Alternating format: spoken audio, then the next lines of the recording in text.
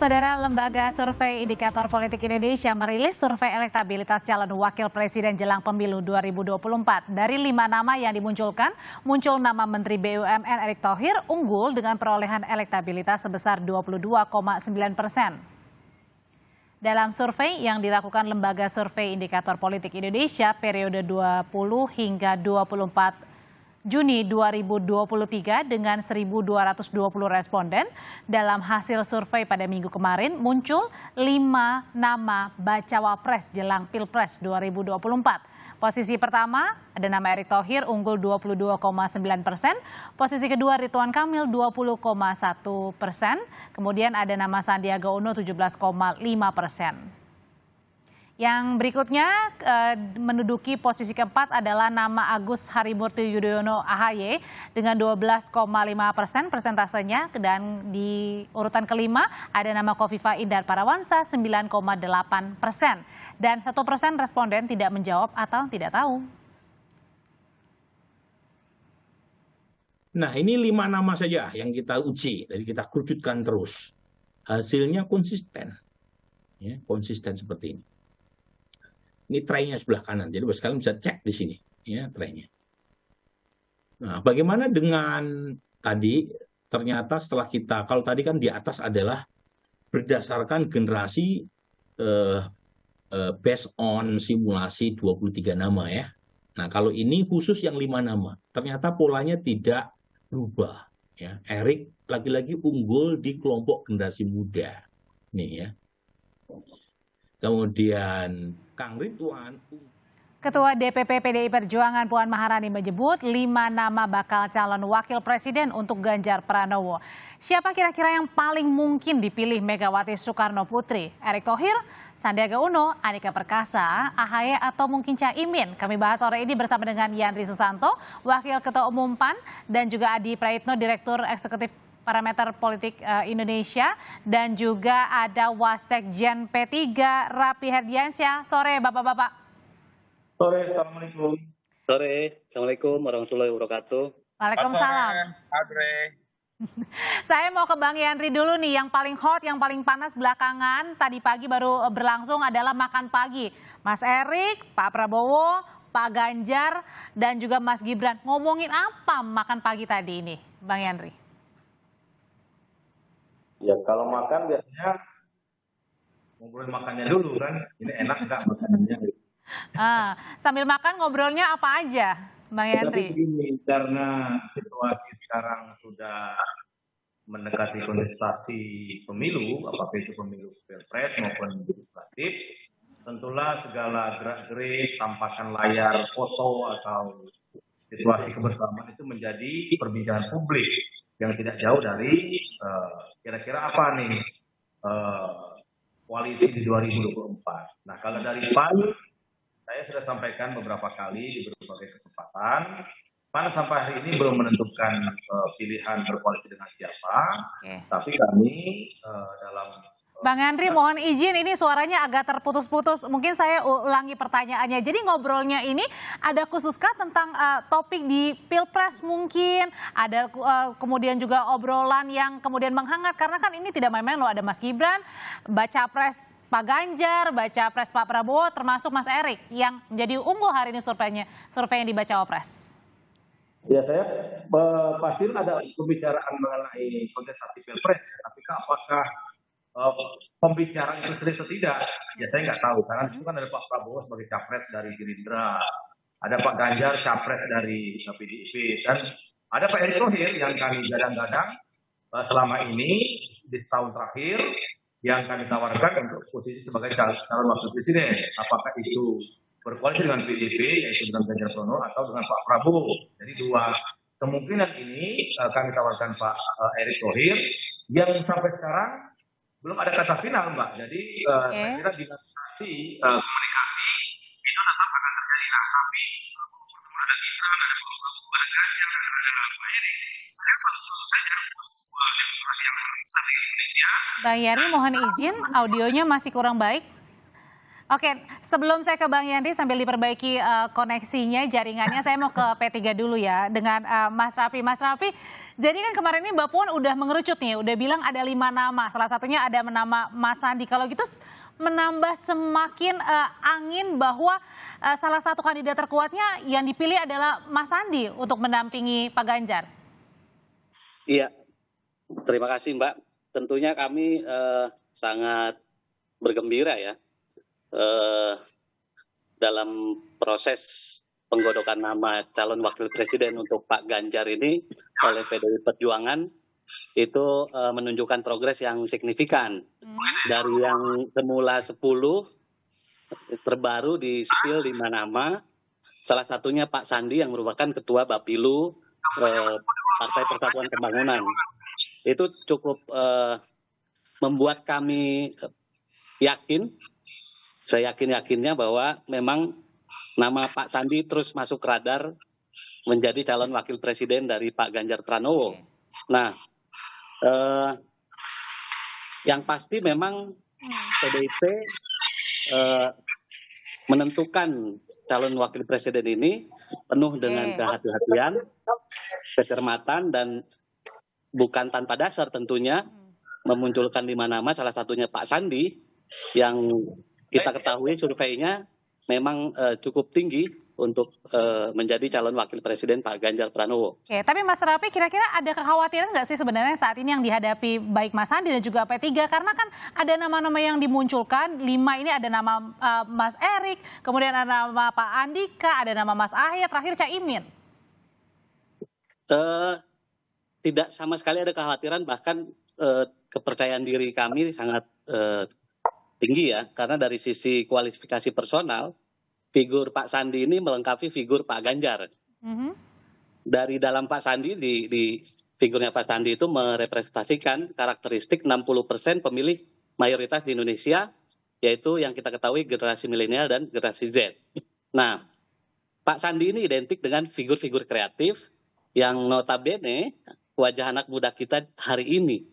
Dan pemilih kita ketahui nanti 2024 adalah usia-usia muda yang tadi generasi milenial dan generasi Z. Artinya figur Pak Sandi ini akan menjadi pilihan yang tepat, akan menjadi pasangan yang tepat untuk Pak Ganjar Pranowo untuk menjangkau usia-usia muda, generasi milenial dan generasi Z tadi, gitu Mbak. Oke, kalau gitu sebenarnya Mas Adi, kalau nama Mas Sandi, Mas Erik kan memang juga sudah muncul ya, tapi ada nama Mas Ahy, kemudian ada nama Caimin terakhir juga pas di Harla PKB, ada juga nama mantan Panglima Pak Andika. Ini sebenarnya kenapa 3 nama ini kemudian muncul, terutama yang kedua deh, Mas Andika, Pak Andika dan juga Caimin?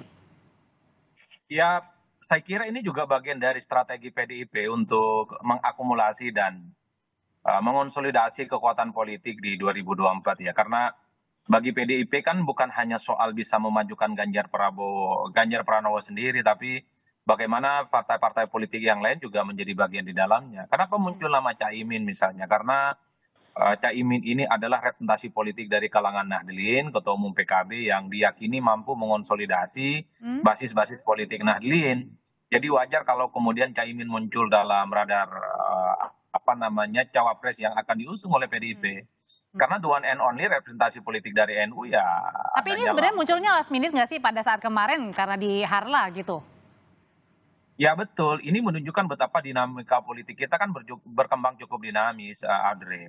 PDIP sepertinya juga berkepentingan, seperti halnya Prabowo Subianto juga berkepentingan dengan suara-suara Nahdlin yang memang mostly sampai saat ini itu terakumulasi di pemilih-pemilih PKB. Begitupun dengan AHY, saya kira memang pemilih-pemilih yang lain juga berharap supaya AHY saat ini misalnya dan Demokratnya mampu melakukan rekonsiliasi politik dengan PDIP, sesuatu hal yang sangat mungkin terjadi di 2024. Kalaupun toh the end of the day-nya misalnya bukan AHY ataupun bukan Caimin yang jadi pendamping Ganjar Pranowo, minimal ada konsesi politik yang setara dengan harga cawapres. Ini kan soal bagaimana deal politik saja di belakang panggung yang tentu saja tidak mungkin bisa disampaikan kepada publik. Tapi overall bagi saya, bagi PDIP perlu merangkul PDIP, perlu merangkul PKB, kira-kira begitu. Meskipun udah tahu masing-masing udah punya koalisi ya, termasuk Mas Ahy ya? Ya sebelum ada janur kuning yang resmi soal siapa yang mendaftarkan ke KPU ditetapkan sebagai kontestan pemilu 2024, maka sepanjang itu pula persoalan dinamika politik dan konfigurasi yang ada saat ini bisa meleleh cukup mencair, Audrey. Oke. Nah, di antara 5 nama itu ada juga nama Mas Erick Thohir yang belakangan ini surveinya unggul di mana-mana, Bang Yandri. Nah, kalau kayak gitu sebenarnya dari Bang Erick sendiri, Mas Erick sendiri atau dari PAN sendiri sebenarnya tinggal milih atau masih menunggu nih kira-kira siapa yang paling kemudian dekat untuk menjadi bacawa pres, Pak Ganjar atau Pak Prabowo? Ya, kalau dari awal saya sampaikan, kalau Ganjar mau menang ya ambil Erik, kalau Prabowo mau menang ambil Erick Thohir. Dan sampai sekarang kata final itu belum ada, jadi dinamisasi komunikasi kepada para pihak, apakah itu dengan PDIP atau dengan Pak Prabowo di Gerindra, terus kami lakukan, kami matangkan. Tapi kami jujur sampai sekarang memang kata sepakat itu belum ada. Tapi kami Jadi siapa cepat dia dapat gitu ya? Siapa cepat duluan? Aku yakin dengan survei Pak Erick Thohir yang setahun terakhir nggak pernah diperhitungkan, ya di bawah AHY, di bawah Sandiaga Uno, di bawah Ridwan Kamil, sekarang menyalip teratas, hampir 23%. Artinya publik atau rakyat Indonesia sudah pintar, sudah cerdas. Sosok Pak Erick Thohir ini memang dibutuhkan dari publik ini. Ya dia bisa bekerja dengan baik, menangani yang rumit bisa termulai seperti sepak bola itu bisa menjadi dan lain sebagainya. Oleh karena itu kami berkeyakinan siapa yang ambil Erick Thohir itu bisa memenangkan kontestasi Pilpres di tahun 2024, apakah itu Ganjar atau Prabowo. Jadi pilihan tinggal 2, Pak. Jadi Prabowo Erick atau Ganjar Erick. Nah ini yang saya katakan di sebulan yang lalu, siapa yang cepat mengambil Erick ya kami berkoalisi dengan itu. Artinya kami sekarang menunggu komunikasi yang mendekati final sehingga nanti bisa didaftar ke KPU. Erick berpasangan dengan siapa, apakah dengan Pak Prabowo atau dengan Pak Ganjar Pranowo. Gitu. Kalau perspektif P3 beda. Jadi suara penentu Pak Ganjar itu ya Pak Sandi. Gimana, Mas? Ya. Kalau perspektif P3 itu beda. Suara penentu Pak Sandi itu suara penentu Pak Ganjar. Tapi kenapa sekarang tawaran P3 itu nggak dikumpres gitu loh, ya kan? Jadi kesempatannya lain masih ada. Nah, jadi saya punya ada. Tahan dulu Mas Raffi, Bang Yandri, nanti kita masih ada satu segmen lagi, tetap bersama kami di Kompas Petang. Tahan dulu Bapak-bapak sebentar, satu segmen lagi. Kita jeda dulu sebentar. Saya punya rumus, nanti saya akan jelaskan. Oke, rumusannya usai jeda ya, tetap bersama kami. Sandi. Saya langsung ke P3 dengan Mas Raffi, Wasekjen P3. Mas Raffi, kalau belakangan kan ini Pak Erick sering nempel ya, sering dekat dengan Pak Jokowi dengan beberapa baca pres juga. Tapi kemudian kalau untuk Mas Sandi sendiri yang menjadi bacawa pres, salah satu kandidat terkuat, tapi kayaknya jarang ya, lebih banyak kan Mas Erick. Kenapa nih? Nah, kalau biasanya itu nggak melulu yang nampak itu, yang terlihat yang iya. Justru kalau bicara kode-kode politik itu kan nggak semuanya harus yang nampak. Ada juga yang tidak nampak, sama seperti kemarin muncul 5 nama bacawa pres oleh Mbak Puan. Itu kan sebenarnya kode nama yang merupakan untuk Pak Sandi, untuk P3 ini sosok prioritas yang untuk mendampingi Pak Ganjar. Jadi tidak akan melangkah untuk... Ini namanya rumus otak-atik gatuk gitu.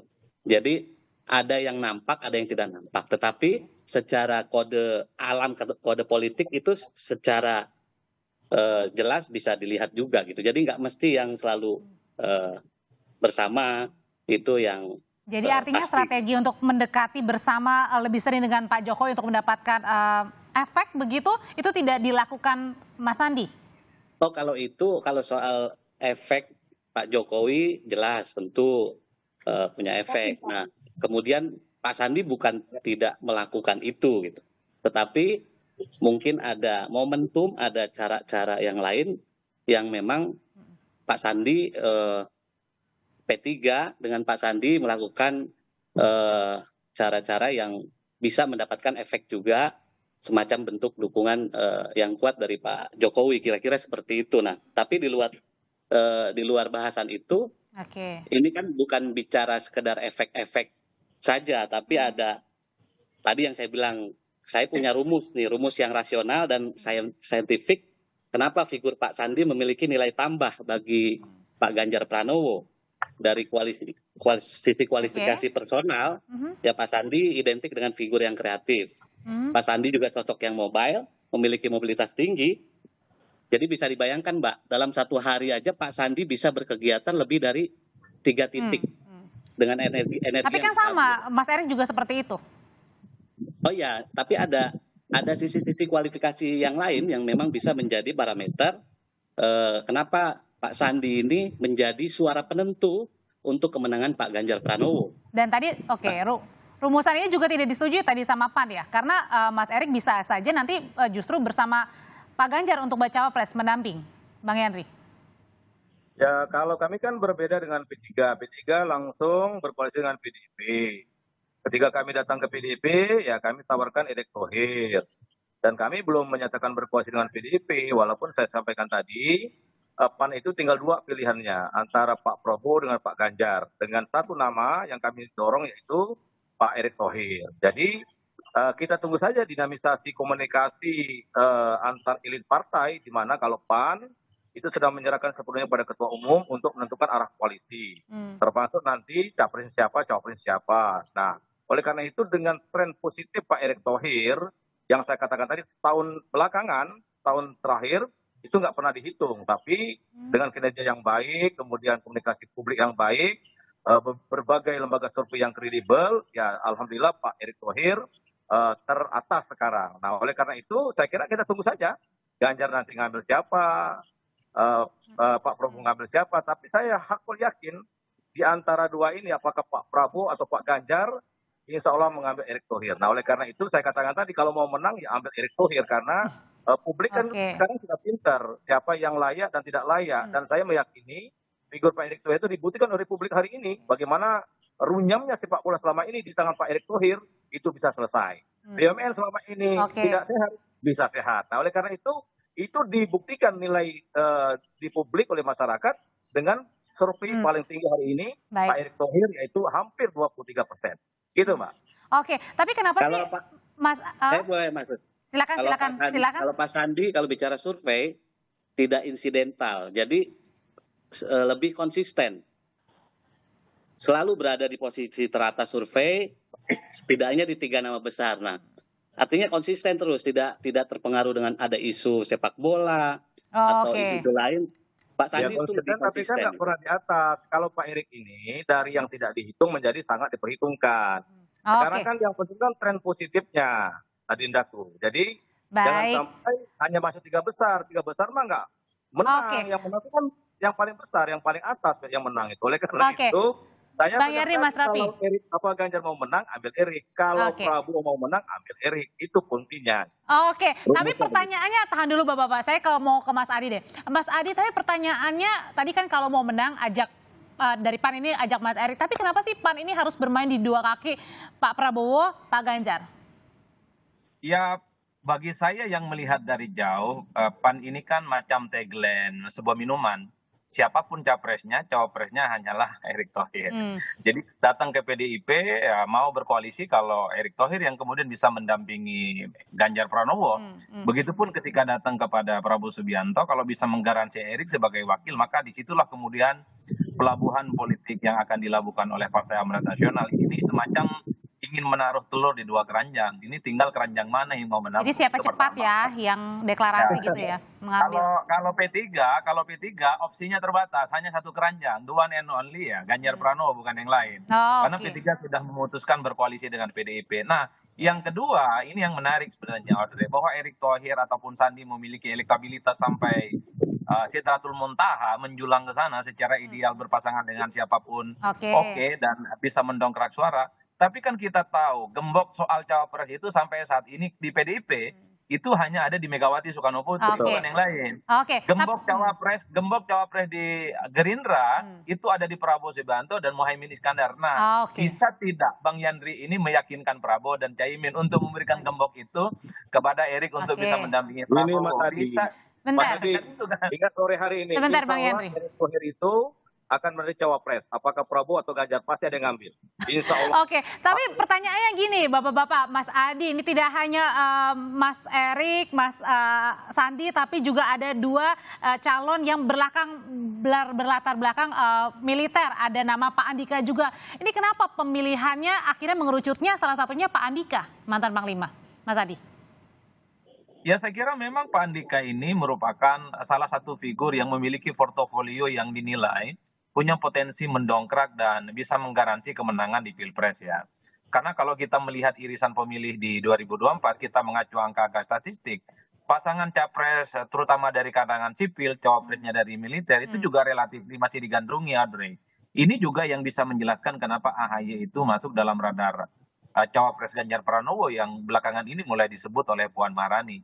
Jadi ini sebagai bagian dari testing the water, semacam beauty contest sebenarnya, di mana partai-partai ini mencari portofolio ideal sebagai pendamping untuk memenangkan pertarungan politik. Bagi PAN nggak ada pilihan lagi ya, hanya Erick Thohir. Bagi P3 nggak ada pilihan lagi, hanyalah Sandiaga Uno. Tapi the end of the day-nya itu tadi, siapa yang bisa membukakan gembok posisi cawapres untuk masing-masing poros ini. Di PDIP itu ada Megawati, di Gerindra itu kunci gembok cawapresnya ada di Prabowo Subianto dan Muhaimin Iskandar. Itu sampai hari ini. Entah ke depan sehari 2 hari ini mungkin Bang Yandri. Tapi nama Pak Andika ini bisa jadi menguat begitu daripada dibandingkan dengan cawapres yang lainnya seperti Mas Erik dan Mas Sandi, kan baru dapat KTA nih dari PDIP. Ya kalau membaca angka-angka statistik tentu Pak Andika Perkasa ini kan relatif kurang muncul secara signifikan. Yang ada itu kan hanya sebatas popularitasnya di angka sekitar 60%. Elektabilitasnya juga tidak muncul secara signifikan. Cuman kan Pak Andika ini diuntungkan karena dekat dengan PDIP dan bahkan disinyalir sudah mendapatkan kartu anggota dari PDIP. Ini yang kemudian membuka peluang Andika Perkasa pun juga sangat mungkin akan dipilih oleh PDIP untuk mendampingi Ganjar Pranowo. Itu artinya PDIP akan memilih kader internal mereka untuk bisa maju di 2024. Tentu dengan tidak mengesampingkan partai-partai yang lain juga punya potensi untuk bisa dirangkul. Tapi overall bagi saya ini semacam cek ombak, cek pasar kira-kira. Dari sekian begitu nama yang dimunculkan, kira-kira siapa yang mendapatkan resultante, respon positif dan memungkinkan bisa mengunci kemenangan. Dan dari 5 itu sudah pasti ya? Atau mungkin justru jangan-jangan last minute muncul di luar 5 nama itu? Ya politik kan dinamis, Audrey. Siapa dulu yang bisa menyangka tiba-tiba ada nama AHY, tiba-tiba ada nama Caimin, dan tiba-tiba ada nama Andika. Ya last minute-nya mungkin juga akan muncul dari tokoh-tokoh NU, muncul juga dari tokoh-tokoh Muhammadiyah, yang seperti belakangan seliuran ya sering kali kita dengar. Bahkan kalau kita melihat Kiai Maruf Amin tiba-tiba jadi wakilnya Jokowi itu nggak ada dalam rumus itu. Ini soal bagaimana dinamika politik kita yang memang sering berganti musim dan cepat berubah di tikungan akhir. Jangan-jangan nanti belum tentu juga Mas Erik ini menjadi bacawa pres salah satunya, jangan-jangan Bang Yandri. Kita aku yakin optimis ya, karena Bang Erick Thohir ini dekat dengan semua kalangan, dengan dekat, dengan Muhammad dekat, dengan Pak Jokowi dekat, dengan Pak Ganjar dekat, dengan Prabowo dekat, artinya tidak punya handicap untuk berkomunikasi. Nah oleh karena itu komunikasi terus kami jalin, Pak, dan Ketua Umum terus mematangkan arah koalisi. Dan saya katakan tadi siapa yang duluan ngambil Erick Thohir ya kita akan deklarasikan. Dan yang dipastikan SK tentu yang akan dibawa ke KPU supaya tidak lagi seperti kejadian sebenarnya Pak Maruf Amin. Nah oleh karena itu kepastian Erick Thohir nanti berpasangan siapa mungkin tidak terlalu lama lagi karena kita juga butuh untuk melakukan konsolidasi di akar rumput. Maka komunikasi dengan partai politik Bang Jo selalu lakukan termasuk dengan Pak Jokowi. Kalau untuk Mas Andi sendiri, Mas Rapi, kemudian apa untuk mengejar untuk bisa unggul lagi nih surveinya? Karena kan tadi tidak main-main ya, 4 pesaingnya begitu untuk bisa unggul memenangkan hati Bu Mega juga. Mas Rapi? Silakan Mas Rapi, belum di-unmute. Oh, oke. Suaranya hilang ya, Mbak? Ya, aman ini, Mas, silakan. Oke, jadi kalau bicara kerjasama politik, terus soal siapa yang dipilih ini juga kan kita melihat irisan-irisan. Kalau bicara 5 tadi nama, irisan Pak Sandi, P3 sudah punya irisan dengan PDI Perjuangan, artinya koalisi atau kerjasama. Nah, tentu PDIP Perjuangan sebagai partai politik yang mengusung Pak Ganjar sebagai calon presiden juga sebagai partai politik yang mengedepankan nilai-nilai kebangsaan tentu akan melihat nilai irisan-irisan yang itu tadi secara etika, secara ini sudah punya kerjasama dengan partai mana. Nah, kalau bicara Pak Erick Thohir yang hari ini oleh PAN dan juga sedang berkomunikasi dengan Pak Prabowo, secara resmi belum punya kerjasama dengan PDI Perjuangan. Jadi kalau kita bicara head to head antara Pak Erick dengan Pak Sandi. Karena P3 Singkat Bang Yandri. PDIP tidak merasa cukup dengan P3 saja, mungkin perlu menarik partai lain, termasuk partai PAN mungkin, ya kan? Baik. Karena dianggap itu dengan P3 nggak cukup, tarik PAN. Tapi saya bilang kalau mau PAN, Erick Thohir. Oke. Ya, tetapi secara positifnya. Mohon maaf Bapak-bapak, saya harus potong karena waktunya terbatas, tapi kita nanti akan ada di lain kesempatan, kita akan berdiskusi bersama. Terima kasih Bang Yandri, Mas Adi, Mas Raffi, sehat selalu. Oke, terima kasih. Assalamualaikum warahmatullahi wabarakatuh.